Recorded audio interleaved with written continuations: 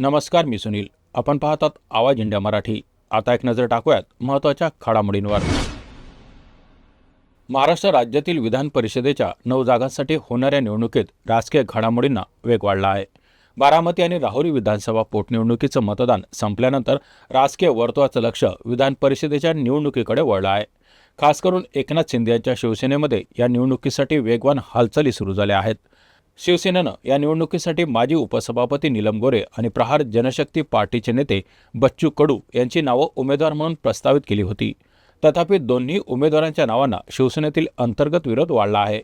काही मंत्री आणि नेत्यांनी नीलम गोरे यांच्या उमेदवारीला विरोध केला असून निवडणुकीत पार्टीने ताज्या चेहऱ्यांना संधी देण्याची मागणी केली आहे. तर दुसरीकडे बच्चू कडू यांच्या शिवसेनेशी असलेल्या संबंधावरही प्रश्न उपस्थित केले जात आहेत. अनेक नेत्यांचा आरोप आहे की कडू यांना उमेदवारी देण्यापूर्वी त्यांची प्रहार संघटना शिवसेनेत विलीन करणं आवश्यक आहे. तथापि या चर्चांमध्ये कोणताही ठोस निष्कर्ष काढलेला नाही. विधान परिषद निवडणुकीसाठी उमेदवारी अर्ज दाखल करण्याची शेवटची तारीख 30 एप्रिल आहे. त्यामुळे आगामी 2 दिवसात शिवसेना कोणत्या उमेदवारांना विधान परिषदेवर पाठवणार हे स्पष्ट होईल. महाराष्ट्रात व्यावसायिक प्रवासी वाहन चालकांसाठी व्यावहारिक मराठी अनिवार्य करण्याच्या प्रस्तावावरून तणाव निर्माण झाला आहे. परिवहन मंत्री प्रताप सरनाईक यांनी या संदर्भात आज रिक्षा टॅक्सी संघटनेच्या प्रतिनिधींशी बैठक आयोजित केली आहे. या प्रस्तावाला ऑटो रिक्षा आणि टॅक्सी युनियनकडून तीव्र विरोध करण्यात आला आहे. संघटनेचे नेते शशांक राव यांनी 2 मे 2026 पासून मराठी वाचता लिहिता न येणाऱ्या चालकांचे परवाने रद्द करण्याचा निर्णय अन्यायकारक आणि बेकायदेशीर असल्याचा आरोप केला आहे. तसेच त्यांनी सरकारकडून हा निर्णय तात्काळ मागे घ्यावा अशी मागणी केली आहे. याच पार्श्वभूमीवर गोरेगाव येथील केशव गोरे स्मारक ट्रस्ट हॉलमध्ये चालकांची महत्त्वाची सभा आज आयोजित करण्यात आली आहे. मंत्रालयात आज दुपारी होणाऱ्या बैठकीत संजय निरुपम यांच्यासह विविध संघटनांचे प्रतिनिधी सहभागी होणार आहेत. सरकारच्या मते व्यावहारिक मराठी अनिवार्य करण्याचा उद्देश प्रवाशांशी सुसंवाद वाढवणे, सेवा गुणवत्ता सुधारणा आणि सामाजिक समन्वय राखणे हा आहे. पण चालक संघटनांना या निर्णयामुळे त्यांच्या रोजगारावर परिणाम होईल अशी भीती आहे. मुंबई पुणे द्रुतगती मार्गावरील मिसिंग लिंक प्रकल्पाचे सुमारे 99% काम पूर्ण झालं असून येत्या 1 मे रोजी मुख्यमंत्री देवेंद्र फडणवीस यांच्या हस्ते या जोडमार्गाचं उद्घाटन होणार आहे. या नव्या मार्गामुळे प्रवासाचा वेळ सुमारे अर्धा तासाने कमी होणार असून घाटातील वाहतूक कोंडी मोठ्या प्रमाणात कमी होईल. उपमुख्यमंत्री एकनाथ शिंदे यांनी प्रकल्पस्थळी भेट देऊन कामाची पाहणी केली आणि गुणवत्ताबाबत समाधान व्यक्त केलं. उर्वरित किरकोळ कामे लवकरच पूर्ण होण्याचे निर्देश देण्यात आले असून हा मार्ग प्रवास अधिक वेगवान, सुरक्षित आणि सिग्नल फ्री बनवणार आहे. TCS प्रकरणातील फरार आरोपी निदा खानच्या अटकपूर्व जामिनावर आज सुनावणी होणार आहे. या प्रकरणात निदा खानवर गंभीर आरोप आहेत, ज्यात धार्मिक भावना दुखावणं आणि धर्मांतरण प्रयत्नाचा समावेश आहे.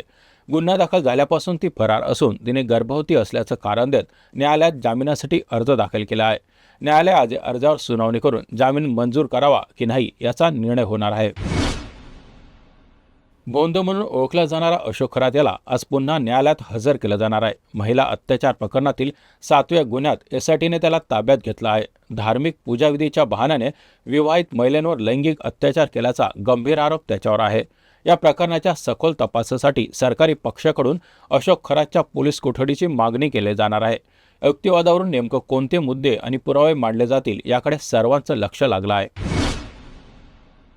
अवकाळी पावसानंतर आता राज्यात उष्णतेची तीव्र लाट जाणवत आहे. तापमान झपाट्याने वाढत असून अनेक ठिकाणी ते 44 ते 46 अंश सेल्सिअसपर्यंत पोहोचलं आहे. भारतीय हवामान विभागाने परिस्थितीचा अंदाज व्यक्त करत काही जिल्ह्यांसाठी ऑरेंज आणि येलो अलर्ट जारी केला आहे. अकोला, अमरावती आणि वर्धा या जिल्ह्यांमध्ये ऑरेंज अलर्ट लागू करण्यात आला असून येथे उष्णतेची तीव्रता अत्यंत जास्त आहे. अकोला आणि अमरावतीमध्ये तापमान 46 अंशाच्या पुढे गेलं आहे. तर नागपूर, बुलढाणा आणि चंद्रपूर जिल्ह्यांमध्ये येलो अलर्ट जारी करण्यात आला आहे. सध्या दुपारी 12 ते 4 या वेळेत उष्णतेचा सर्वाधिक प्रभाव जाणवत आहे. त्यामुळे नागरिकांनी अत्यावश्यक कामाशिवाय घराबाहेर पडणं टाळावं असं प्रशासनाने आवाहन केलं आहे.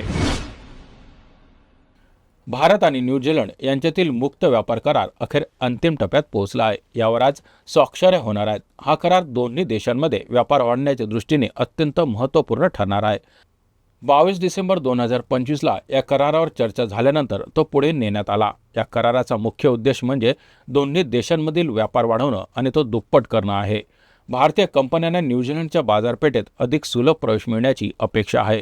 याचप्रमाणे पुढील 15 वर्षांमध्ये भारतात 20 अब्ज डॉलरपर्यंत गुंतवणूक येण्याची शक्यता वर्तवली जात आहे, जे भारतासाठी आर्थिकदृष्ट्या अत्यंत महत्त्वाचं आहे. या करारावर स्वाक्षरी दिल्लीतील भारत मंडपम येथे होणार असून भारताचे वाणिज्य आणि उद्योग मंत्री पियुष गोयल आणि न्यूझीलंडचे व्यापार आणि गुंतवणूक मंत्री टॉड मॅकलॉय यांची उपस्थिती असेल. या करारामुळे दोन्ही देशाच्या आर्थिक संबंधात नवीन प्रगती होईल, तसेच व्यापारातील नवे अवसर खुले होऊ शकतात. काल झालेल्या IPLच्या सामन्यात कोलकात्याने प्रथम फलंदाजी करताना 20 षटकात 7 गडी गमावून 155 धावा केल्या आणि लखनौसमोर 156 धावांचं आव्हान ठेवलं. प्रत्युत्तरात लखनौची सुरुवात काही खास झाली नाही, पण अखेरच्या षटकात सामना रंगला. शेवटच्या षटकात 17 धावांची गरज असताना लखनौने 16 धावा केल्या. त्यामुळे सामना बरोबरीत सुटला आणि निकाल सुपर ओव्हरमध्ये गेला. या IPL 2026मधील पहिल्या सुपर ओव्हरमध्ये लखनौला प्रथम फलंदाजीची संधी मिळाली. मात्र कोलकात्याच्या भेदक गोलंदाजासमोर त्यांना फक्त 1 धाव करता आली. विजयासाठी 2 धावांचं सोपं लक्ष्य मिळाल्यानंतर कोलकात्याने पहिल्या चेंडूवर चौकार ठोकत शानदार विजय मिळवला. या रोमांचक सामन्याने चाहत्यांची उत्सुकता शेवटच्या क्षणापर्यंत टिकून ठेवली आणि IPL 2026मध्ये आणखी रंगत आणली. या बातमीपत्रात इथेच थांबत आहोत. पाहत राहा आवाज इंडिया मराठी.